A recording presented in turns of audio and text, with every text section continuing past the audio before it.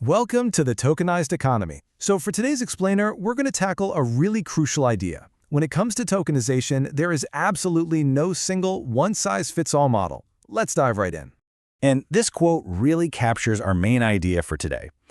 It's so easy to hear about token standards, especially the ERC standards on Ethereum, and just think, okay, that's the whole story. But nope. As we're about to see, those standards, they're just one piece of a much, much bigger and way more complex puzzle. Okay, so to really get our heads around that bigger picture, let's start with a super quick recap of what we covered back in Sprint 3. That's where we explored, the fundamental design language of these digital assets. Right.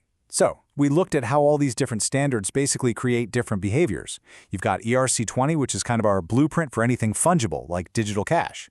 Then there's ERC-721, which gives us those totally unique, non-fungible assets. Think digital art or property deeds. ERC-1155 is pretty cool. It kind of combines both for maximum efficiency.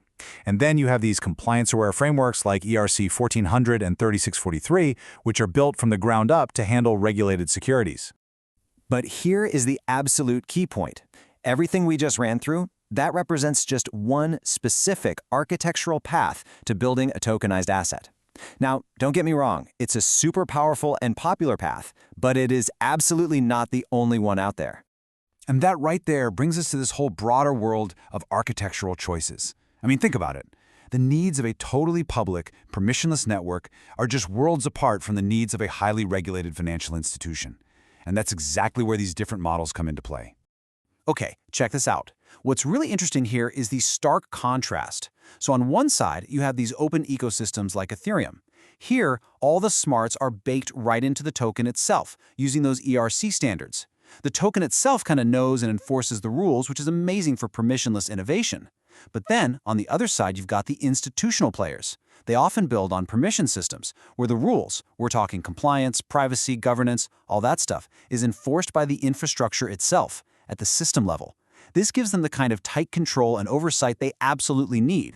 And this really illustrates a huge takeaway. We are not looking at a battle of ideologies here, like one approach being better than the other. No way.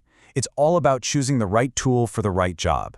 The architecture you pick is shaped by very specific needs: regulatory needs, operational needs, market needs.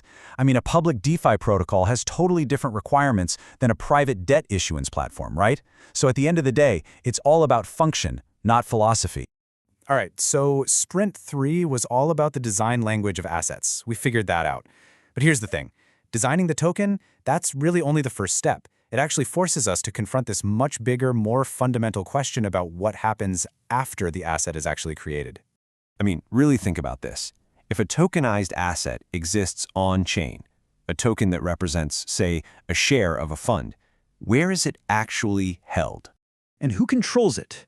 Who really holds the keys to the kingdom? And what about the big players? How do institutions custody it and maintain their, regulatory responsibilities? These aren't just small questions, they're absolutely critical. Well, answering these exact questions brings us directly to our next big topic. So welcome to Sprint 4, where we're going to explore what we call the ownership layer of the tokenized economy. So in this next sprint, we are diving deep into the real practical side of ownership. We're talking about wallets, the private keys that control everything, all the different custody models out there, and the kind of safeguards that institutions absolutely have to have in place. It all comes down to control and accountability. Because look, designing an instrument is really only half the equation. Understanding who actually controls it, that's the other half. You can design the most brilliant financial instrument in the world, but if you don't have a clear, secure framework for who's in charge of it, it's basically just a thought experiment. So, let's put it super simply. Sprint 3 built the assets. It gave us the what. Sprint 4? Well, Sprint 4 begins with ownership. It's all about the who. And that's exactly where we're headed next. Hey, thanks so much for joining us for this explainer. Definitely subscribe for more short explainers on blockchain, tokenization, and what's happening in financial markets. And hey, if you've got questions or topics you want us to tackle, drop them in the comments. We'd love to hear from you. See you next time.